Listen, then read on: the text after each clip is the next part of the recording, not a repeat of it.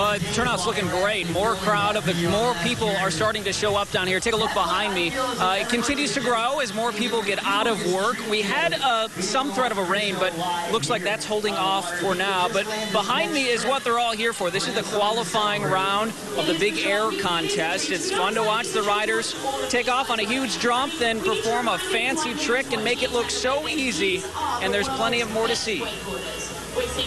This weekend in Tampa is about big air, crazy tricks, and probably some unfortunate splashes. For the first time, Red Bull brought its new wakeboarding contest right here to Tampa. You can't beat this site at all. Yeah. This is like an unbelievable site for something like this.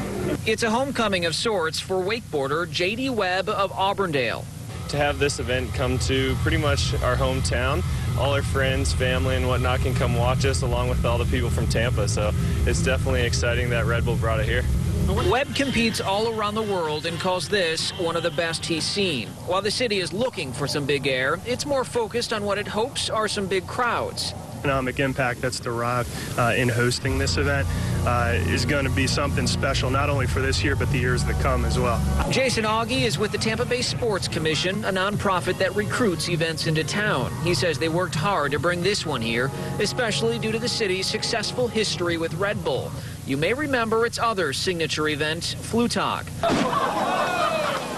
The Florida Department of Revenue reports bars and restaurants in Hillsborough had sales spike more than $1 million in both months that event was in town. We're looking again over $1 million in direct spending for this event. The kind of spending Suzanne Guillermo is doing. It is what brought us here for the weekend, yeah. She and her friends found the perfect perch at Jackson's Bistro and Bar that overlooks the action.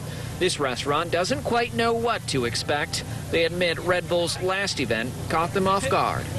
We were surprised a few years ago when they first came. We didn't anticipate as many people that showed up. So we're expecting somewhere in the vicinity about 15,000 people, somewhere about that.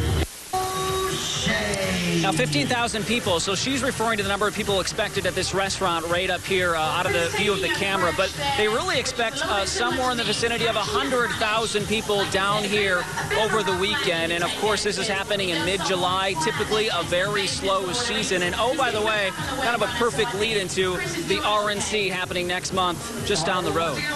Live in Tampa, Ryan Raish, ABC Action News. Looks like a lot of fun. Thank you, Ryan. The Red Bull Wake Open runs tonight until 8 and tomorrow from 12 to 3 at the Tampa Convention Center. And the best part, admission is free.